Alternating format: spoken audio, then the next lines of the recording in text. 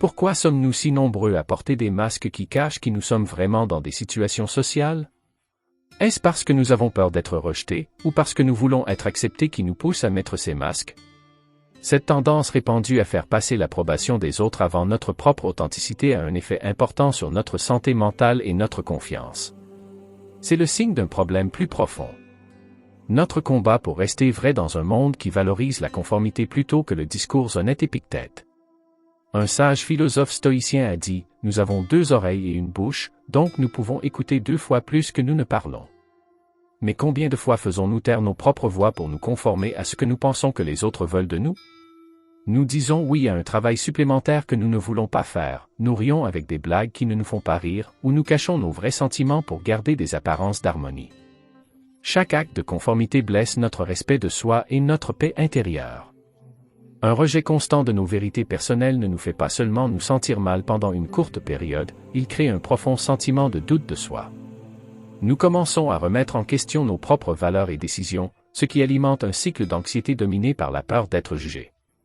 Cette peur peut nous empêcher d'agir de manière honnête, nous piégeant dans un cycle de stress et de malheur. Alors, comment pouvons-nous nous libérer d'essayer de plaire aux autres et construire une vie qui honore qui nous sommes vraiment? Aujourd'hui, nous allons nous pencher sur cette question, mais d'abord, je veux vous donner un petit défi. Regardez ce film jusqu'au bout pour ne manquer aucune leçon importante de philosophie stoïcienne. Venez avec nous dans notre voyage pour apprendre des leçons profondes qui vous aideront à vivre une vie vraiment satisfaisante. Numéro 1. Plaire aux gens, un mot souvent utilisé dans le langage courant, est plus qu'un simple comportement excentrique.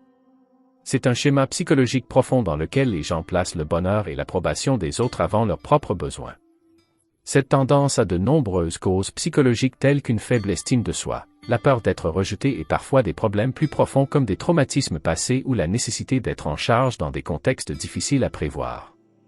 Il peut s'agir d'une stratégie de survie ou d'une stratégie contre-productive, mais beaucoup de gens dans la société d'aujourd'hui croient qu'être dépendant des autres est le seul moyen de se sentir en sécurité et inclus. En conséquence, beaucoup d'entre eux agissent de manière à ce que les autres se sentent bien, et 95 ceux qui s'identifient comme des personnes qui plaisent aux gens le font dans une certaine mesure. Les personnes qui s'en plaisent disent que ce trait a un effet négatif sur leur confiance. Ce pourcentage élevé n'est pas seulement un chiffre, il montre un problème commun. Les gens ne disent pas non ou ne se défendent pas parce qu'ils ont peur d'être rejetés ou de mettre les autres en colère. Alors pourquoi tant de gens ressentent-ils cela? Pour plaire, les gens se battent avec confiance. La réponse réside dans le fait que se sacrifier constamment et retenir ses propres désirs et opinions est fatigant et détruit le sens de l'estime de soi et de l'identité. En plus de cela, les gens ont toujours peur d'être rejetés, ce qui rend la situation encore pire. Les personnes qui plaisent jouent également un rôle important dans leur manque de confiance. Les gens pensent souvent que si je ne le fais pas pour eux, ils ne m'aimeront pas, ce qui est une croyance dangereuse pour toute relation, personnelle ou professionnelle. Cette peur est fondée sur la réalité, comme l'a montré la psychologie sociale. Selon les recherches, les personnes qui plaisent aux gens sont plus susceptibles d'avoir de l'anxiété sociale et de la tristesse, 2 facteurs étroitement liés à une faible estime de soi et à une faible confiance. Qu'est-ce que plaire aux gens? Expliquez ce que signifie plaire aux gens. Faire passer les désirs et les besoins des autres avant les vôtres, souvent au détriment de votre propre santé et de votre bonheur. Insistez sur le fait que plaire aux gens peut être causé par de nombreux facteurs, comme une faible estime de soi, la peur d'être rejeté ou un besoin d'être aimé. Comment repérer les comportements qui rendent les autres heureux? Parlez des signes habituels d'essayer de plaire à tout le monde, comme avoir du mal à dire non, se sentir mal à l'idée de se défendre, toujours à la recherche de l'approbation des autres, faire passer les désirs des autres avant les siens, même si cela vous fait du mal, comprendre ce qui a causé le problème, examiner les vraies raisons derrière. Un comportement agréable aux gens, la peur de se battre ou de se disputer, doivent être acceptés et loués. Ne croyez pas en vous ou en votre valeur. Parlez de la façon dont des choses qui se sont produites dans le passé, comme la façon dont votre famille fonctionnait ou les pressions de la société, peuvent vous rendre plus susceptibles d'essayer de plaire aux autres, ce que cela signifie pour la santé mentale et les relations. Regardez comment plaire aux gens nuit à votre santé mentale et à vos liens avec les autres, beaucoup plus de stress et d'anxiété, se mettre en colère contre d'autres personnes, avoir du mal à établir de vrais liens. Manque de capacité à fixer des limites de sécurité, donner des exemples ou des études de cas pour montrer comment ces processus fonctionnent. Conseils pour arrêter de faire plaisir. D'autres donnent des suggestions utiles sur la façon de rompre avec les habitudes de plaire aux gens. Apprenez à fixer des limites et à vous affirmer. Faites passer les soins personnels et l'autocompassion en premier. Remettez en question les idées fausses et le discours intérieur négatif. Obtenez de l'aide de votre famille, d'amis ou d'un médecin en qui vous avez confiance. Encouragez les gens à penser à eux-mêmes et à continuer à travailler pour améliorer leurs relations. Pour créer de vrais liens et garder votre propre santé dans les relations, vous devez savoir comment arrêter de plaire aux gens. Se concentrer trop sur la satisfaction des désirs des autres au détriment des siens est un exemple de comportement agréable aux gens. Cela peut être mauvais pour votre santé mentale et vos relations avec les autres. Cette leçon abordera plus en détail ce qu'est plaire aux gens, quels sont ses symptômes habituels, ce qui le cause, comment cela affecte la santé mentale et les relations, et comment arrêter de le faire. Les gens peuvent établir des liens plus profonds avec les autres et vivre une vie plus épanouissante en comprenant les racines de la satisfaction des gens et en apprenant des moyens efficaces de fixer des limites et de donner la priorité aux soins personnels. Que disent les stoïciens sur le fait d'être réel? La philosophie stoïcienne, une école de pensée hellénistique, dit que les gens devraient vivre en paix avec la nature et que développer des vertus personnelles est le meilleur moyen d'être vraiment heureux. Cette vieille connaissance dit que la vertu morale est la seule chose qui est bonne et que le vice moral est la seule chose qui est mauvaise. Tout le reste, comme l'argent, la santé et même les opinions des autres, n'est pas intrinsèquement bon ou mauvais. Cette croyance stoïcienne de base souligne à quel point il est important d'être fidèle à soi-même et de vivre sa vie selon sa nature rationnelle et sociale. Les stoïciens disent qu'être réel vient de la vie par la raison, ce qui est conforme à notre nature d'être rationnel. On dit qu'en se concentrant sur ses propres valeurs plutôt que sur les sables mouvants de l'approbation extérieure, on peut atteindre un état d'esprit stable et serein. Cette focalisation sur l'intérieur est importante pour développer l'intégrité personnelle et le respect de soi, qui sont perdus lorsque l'on vit principalement pour plaire aux autres ou répondre à leurs attentes. Dans ses écrits personnels, Marc Aurèle, empereur romain et philosophe stoïcien, nous donne un aperçu profond de la façon de suivre les idéaux stoïciens. Dans les méditations, il parle de l'importance de penser à soi-même et d'assumer la responsabilité de ses actes. Il dit que vous avez le contrôle sur votre esprit, pas sur les événements extérieurs. Comprenez cela, et vous serez fort. Ce passage montre la vision stoïcienne selon laquelle le vrai pouvoir et l'authenticité proviennent de la capacité à contrôler vos propres actions et réactions, et non d'essayer de contrôler la façon dont les autres vous voient ou vous répondent. Un autre penseur stoïcien important, Épictète, a beaucoup écrit sur l'authenticité dans ses œuvres. Il dit à ses élèves de se concentrer sur leurs propres actions et décisions, qu'ils peuvent contrôler, plutôt que sur des événements ou des opinions qu'ils ne peuvent pas. Par exemple, il a dit, si vous voulez être écrivain, écrivez. Ce conseil simple résume l'engagement stoïcien à agir sur la base de valeurs internes, plutôt que sur une validation externe. Épictète dit à ses disciples de se définir par les choix et les actions qu'ils font exprès. Cela soutient l'idée stoïcienne selon laquelle être réel signifie vivre selon ses idéaux et être rationnel. Le stoïcisme enseigne également que la poursuite de la vertu doit être stable et inébranlable, quelles que soient les pressions ou les situations qui se produisent autour de vous. Cette quête implique les bons traits de la connaissance et de la bravoure. La justice, la tempérance et le courage sont toutes des choses qui mènent à une vie honnête et vraie. Par exemple, le courage, ce n'est pas seulement être courageux dans le combat, c'est aussi être courageux d'être soi-même lorsque les autres veulent que vous soyez quelqu'un d'autre. Être juste envers les autres et s'entendre avec les autres fait partie de la justice. Mais être fidèle à soi-même et ne pas abandonner des croyances importantes fait aussi partie de la justice. Les stoïciens pensaient également que vivre en harmonie avec la nature signifiait être ouvert à ce que la vie avait à offrir. Ils étaient guidés par la vertu et pensaient que les gens pouvaient accomplir de grandes choses en alignant leurs actes sur leur vraie nature. Eudonia est un mot qui est souvent traduit par l'épanouissement ou la bonne vie. Cet état n'est pas marqué par le bonheur à court terme ou la réussite financière, mais par la paix, la résilience et la satisfaction qui découlent d'une bonne vie et de la lutte contre l'envie de plaire aux autres. Le stoïcisme est un cadre convaincant. Il dit aux gens de laisser tomber le besoin d'approbation des autres et de se concentrer sur le développement de leurs propres vertus. Ce faisant, non seulement ils deviennent plus authentiques, mais ils améliorent également leurs relations et leur communauté en étant plus honnêtes et serviables. Pour renforcer cet accent mis sur l'authenticité, la pratique stoïque de l'auto-examen quotidien ou de la réflexion sur ses pensées, son art et ses actions aide. Cela permet aux gens de déterminer s'ils vivent en accord avec leurs valeurs et quels changements pourraient être nécessaires pour maintenir cet alignement. En substance, l'accent stoïque sur l'authenticité ne se limite pas à l'honnêteté. Il s'agit d'aligner sa vie sur les principes sous-jacents profonds qui régissent une vie bien vécue. Ce Marc Aurèle, Épicure et d'autres philosophes stoïciens nous ont enseigné que l'authenticité ne se limite pas à être légèrement fidèle à soi-même. Cela signifie s'engager profondément dans le chemin bon et rationnel qui définit notre nature même. En adoptant cette vision stoïcienne, les gens peuvent vivre plus pleinement. Ceux qui plaisent peuvent arrêter d'essayer de faire en sorte que les autres les aiment et commencer à travailler sur leurs propres vertus à la place. Cela les aidera à vivre une vie plus authentique et plus satisfaisante. Ce changement est bon pour la personne et pour sa communauté, car il conduit à de véritables interactions basées sur la vertu et le respect mutuel au lieu d'une fausse approbation.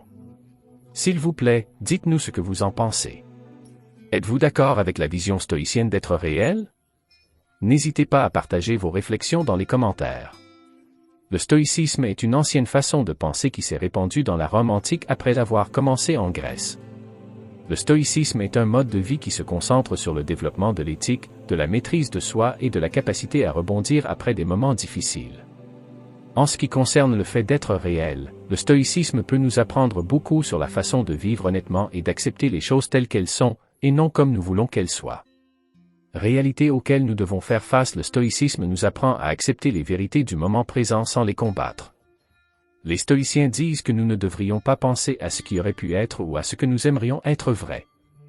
Au lieu de cela, ils disent que nous devrions accepter et aimer ce qui est.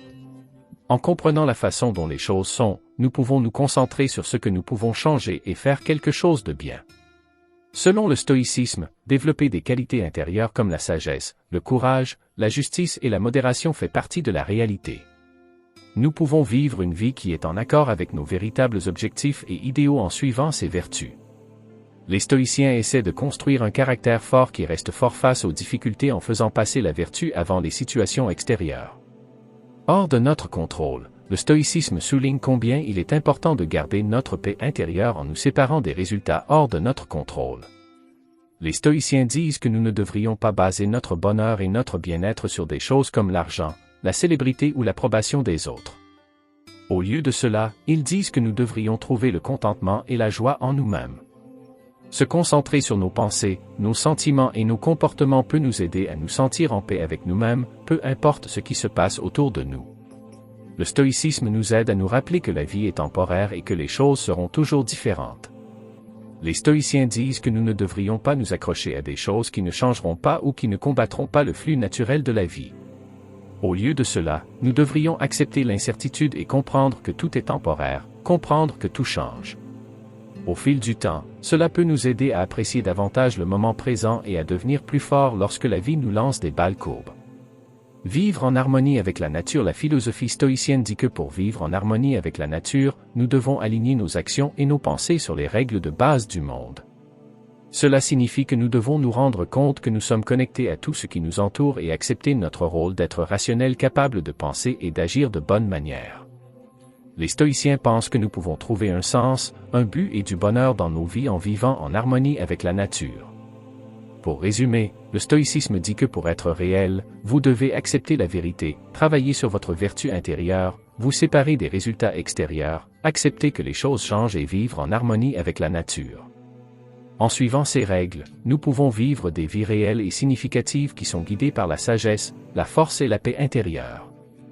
Un comportement qui n'est pas fidèle à vous-même, surtout lorsqu'il est fait pour plaire aux autres au détriment de vos propres valeurs, peut avoir de graves effets sur votre santé mentale et votre estime de soi. Comme le stoïcisme de santé met beaucoup d'accent sur la vie en accord avec votre vraie nature et vos valeurs, il peut vous aider à voir ces effets plus clairement. Le premier résultat a été la perte de l'identité personnelle. Il est trop facile de perdre de vue qui nous sommes vraiment lorsque nous essayons de plaire aux autres. Prenons l'exemple d'une travailleuse dévouée qui, afin de répondre à toutes les attentes de son patron, ignore constamment ses propres objectifs de carrière et son bien-être. Au fil du temps, il se peut qu'elle ne soit pas en mesure de déterminer ce qu'elle veut vraiment de sa carrière parce qu'elle a l'habitude de la remettre à plus tard. Pouvez-vous comprendre l'abandon de vos propres rêves simplement pour répondre aux attentes de quelqu'un d'autre? Combien de fois remettez-vous à plus tard ce que vous voulez vraiment, peut-être sans vous en rendre compte? Un sage penseur stoïcien nommé Marc Aurèle nous met en garde contre cette même chose. La pensée stoïcienne dit qu'une personne qui vit en harmonie avec elle-même vit aussi en harmonie avec l'univers.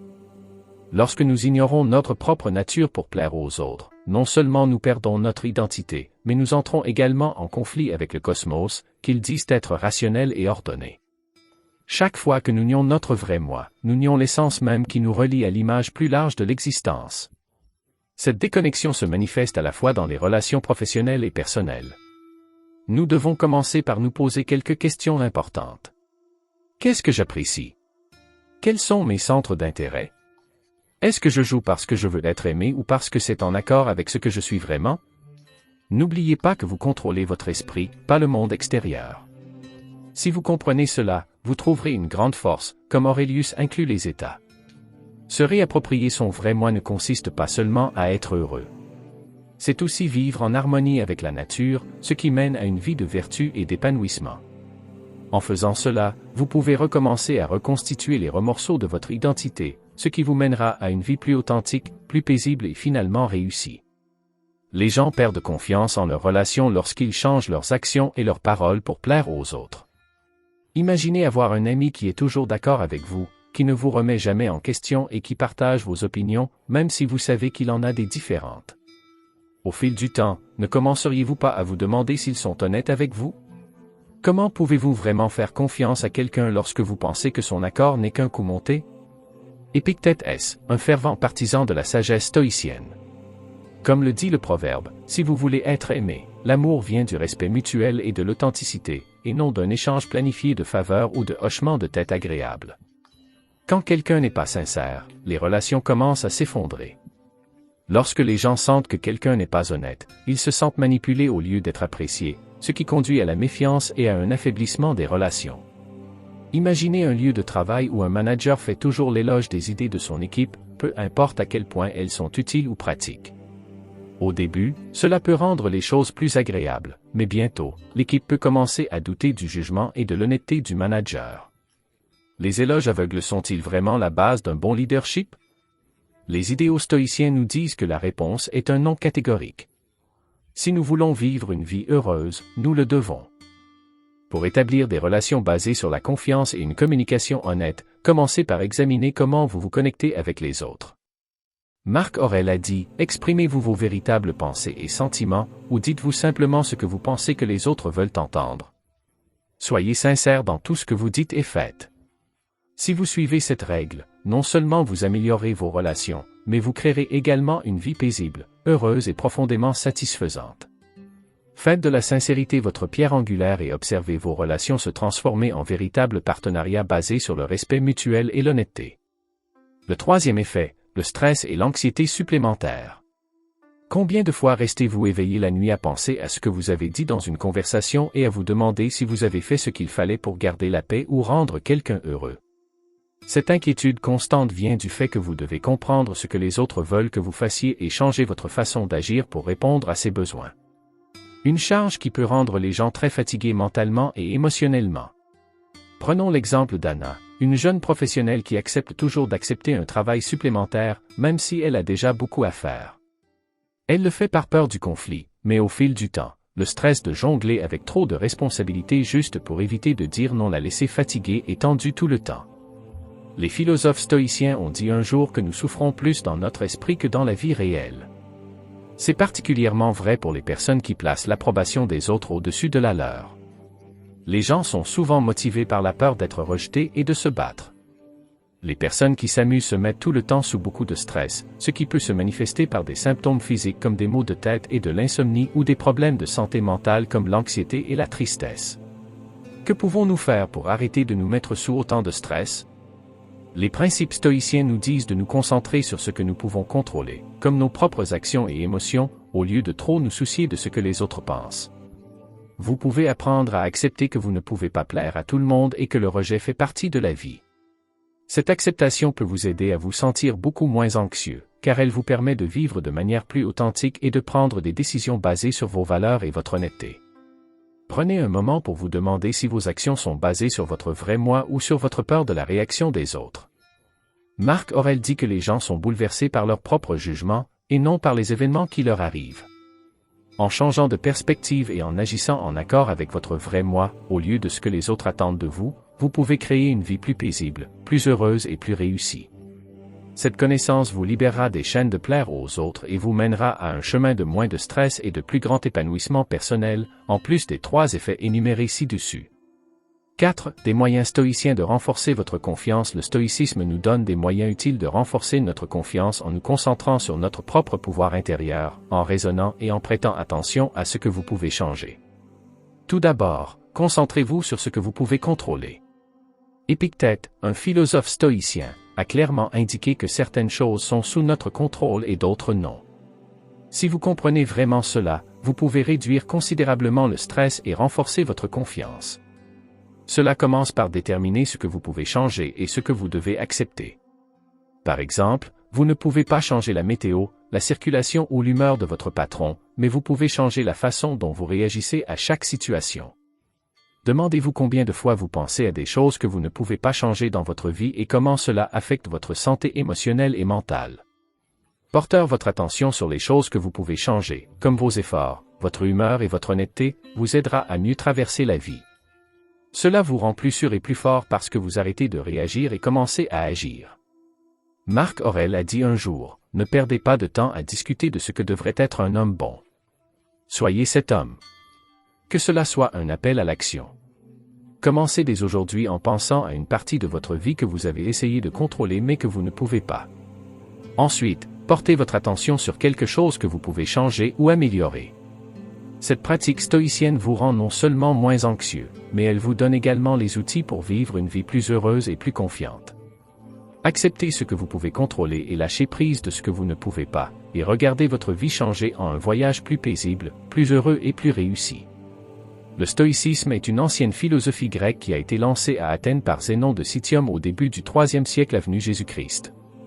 Cela peut vous aider à vous sentir plus confiant. Le stoïcisme dit aux gens de se concentrer sur les choses qu'ils peuvent changer, d'accepter les choses qu'ils ne peuvent pas changer et de développer leur force intérieure. En suivant les principes stoïciens, vous pouvez développer un fort sentiment de confiance en vous et être calme lorsque la vie devient difficile. Concentrez-vous sur la vertu, pas sur la validation externe. Le stoïcisme souligne à quel point il est important de développer des vertus comme la justice, la tempérance, la sagesse et le courage, au lieu de chercher la validation de sources extérieures comme l'argent ou la position. Avoir confiance vient en agissant en accord avec ses bonnes idées, peu importe ce que les autres pensent. Acceptation d'événements extérieurs. Les stoïciens disent que nous devons être calmes lorsque des événements extérieurs se produisent que nous ne pouvons pas changer. Lorsque nous acceptons que nous ne pouvons pas changer tout ce qui nous arrive, nous cessons de nous inquiéter et de douter de nous-mêmes sans raison. Au fur et à mesure que nous apprenons à changer et à gérer les problèmes de manière calme et forte, notre confiance grandit. Visualisez les pires scénarios. La visualisation négative, c'est-à-dire penser au pire scénario pour se préparer à ce que de mauvaises choses se produisent, est quelque chose que le stoïcisme exhorte les gens à faire. Lorsque nous affrontons nos peurs et pensons aux pires choses qui pourraient arriver, elles perdent leur pouvoir sur nous et nous acquérons la foi en notre capacité à traverser les moments difficiles. Vivre dans le temps présent et tirer le meilleur parti de l'ici et maintenant est une partie importante de la philosophie stoïcienne. Nous pouvons nous concentrer pleinement sur nos tâches et nos objectifs actuels si nous oublions les regrets du passé et les inquiétudes pour l'avenir. Mettre notre énergie à faire des choses qui comptent et à accepter les difficultés du moment présent nous rend plus confiants. Accepter l'inconfort et l'échec. Pour les stoïciens, l'inconfort et l'échec ne sont pas des obstacles, mais des occasions d'apprendre et de grandir. En considérant les revers comme des leçons à apprendre et la douleur comme un moyen de grandir en tant que personne, nous devenons plus résilients et sûrs de notre capacité à surmonter les problèmes et à atteindre nos objectifs. En suivant ces principes stoïciens, vous pouvez développer un sentiment plus fort de confiance en soi qui provient du fait d'être bon à l'intérieur, d'être capable d'accepter ce qui se passe dans le monde extérieur et d'être fort lorsque de mauvaises choses se produisent. Faites de bonnes choses et soyez honnêtes. Le stoïcisme enseigne que la seule façon d'être vraiment sûr de soi est de vivre une vie bonne et honnête. Imaginez un monde où chaque choix que vous faites est basé sur l'honnêteté. Si vous vous engagez en faveur de la croissance personnelle et de la justice, comment cela changerait-il la façon dont vous vous voyez et dont vous traitez les autres? Sénat, un philosophe stoïcien, a dit que la valeur d'une personne est basée sur ce qu'elle apprécie. Cela signifie que si vous valorisez la vertu et agissez avec intégrité, votre estime de soi augmentera naturellement. Pensez à un chef d'entreprise qui doit décider s'il doit faire des économies pour gagner plus d'argent ou s'en tenir à des pratiques éthiques, même si cela signifie dépenser plus à court terme. En faisant ce qu'il faut, le leader conserve non seulement sa réputation, mais renforce également la confiance en sachant qu'il fait ce qu'il faut. Combien de fois abandonnez-vous ce en quoi vous croyez? Quand les choses se compliquent, est-ce que tu te rends à la foule ou est-ce que tu t'en tiens à ce que tu crois? Être bon, c'est prendre des décisions difficiles, parfois au prix d'un gain personnel ou de la gloire. Cela signifie s'en tenir à ce qui est bien et avoir une idée claire de ce qui est bien et mal. Que vous fassiez ce qu'il faut et que le reste n'a pas d'importance, c'est ce qu'a écrit Marc Aurèle. Laissez-vous guider. Commencez par réfléchir aux parties de votre vie quotidienne que vous pouvez améliorer pour être plus intégral. Par exemple, vous pourriez être plus honnête dans vos conversations ou plus juste dans vos décisions. Si vous vous engagez dans ces vertus, elles construiront en vous une confiance profonde et inébranlable.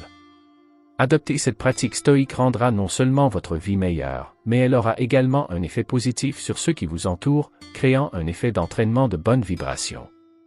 Ayez confiance qu'en pratiquant la vertu et l'intégrité, vous construisez une base pour une vie de paix, de bonheur et de succès. Laissez vos actes montrer ce en quoi vous croyez le plus et vivez une vie confiante. La morale, comme être honnête et faire de bonnes choses, est importante pour la croissance personnelle, de bonnes relations et une société qui fonctionne bien. Lorsque nous agissons avec l'honnêteté et la gentillesse comme nos principales priorités, non seulement nous nous sentons mieux dans notre peau, mais nous encourageons également les autres à faire de même. Dans cette leçon, nous parlerons de ce que signifie être honnête et faire le bien. Ces valeurs peuvent changer nos vies pour le mieux. Être honnête avec les autres les fait vous faire davantage confiance. Les gens sont plus susceptibles de respecter et d'apprécier vos contributions s'ils savent qu'ils peuvent compter sur ce que vous dites et faites. L'établissement de bonnes relations, qu'il s'agisse d'amitié, de partenariat de travail ou d'interaction avec d'autres personnes de la société, commence par la confiance. Faire de bonnes choses, comme des actes de gentillesse, de charité ou simplement donner un coup de main, permet à la personne qui reçoit l'aide et à la personne qui la donne de se sentir mieux. Cela aide les gens en groupe à ressentir plus d'empathie, de compassion et de connexion, ce qui rend le monde meilleur pour tous, l'amélioration de soi et la croissance personnelle. Être honnête et gentil vous aide à grandir en tant que personne.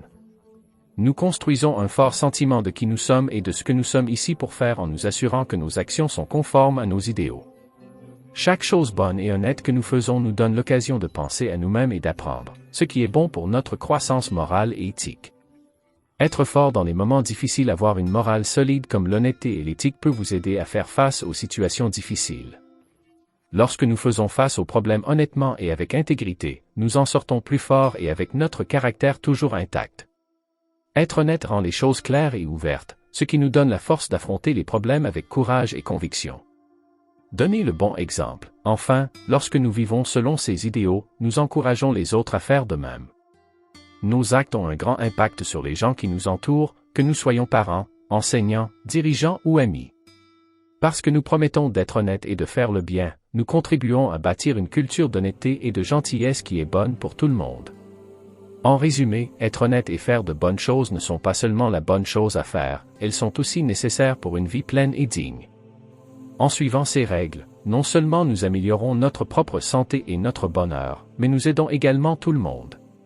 Commencez par expliquer brièvement pourquoi l'autoréflexion est importante pour l'amélioration personnelle et professionnelle. Parlez de la façon dont la pensée quotidienne peut aider les gens à se clarifier, à en apprendre davantage sur eux-mêmes et à faire de meilleurs choix. Insistez sur le fait que la pensée quotidienne n'a pas besoin de prendre beaucoup de temps, mais qu'elle peut avoir un effet important sur votre façon de penser et d'agir. Insistez sur l'importance de réserver un certain temps chaque jour pour réfléchir. Cela peut être le matin, avant de se coucher ou à un moment calme de la journée. Établissez une routine. Parlez des avantages de faire de la pensée quotidienne une habitude. Être cohérent aide les gens à prendre des habitudes et à s'assurer que penser aux choses tous les jours devient une partie normale de leur vie. Concentrez-vous sur la gratitude, dites aux gens de commencer leur pensée en étant reconnaissants. Penser à ce pourquoi ils sont reconnaissants peut les aider à se sentir plus positifs et plus pleins. Repensez à cette journée. Encouragez les gens à penser à leur journée. Amenez-les à réfléchir à ce qu'ils ont bien fait, à ce avec quoi ils ont eu des difficultés et à ce qu'ils ont appris. Demandez-leur des choses comme « Qu'est-ce qui s'est bien passé aujourd'hui? Qu'est-ce qui ne s'est pas passé comme prévu et pourquoi?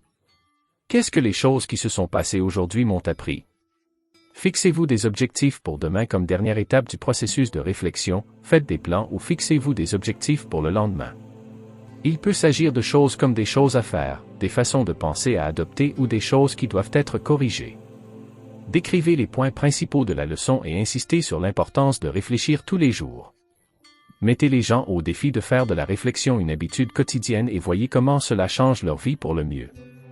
Quelques conseils supplémentaires: notez vos pensées et vos idées dans un cahier ou utilisez une application pour réfléchir. Essayez différentes façons de penser à des choses comme écrire, méditer ou parler à un ami ou à un guide de confiance.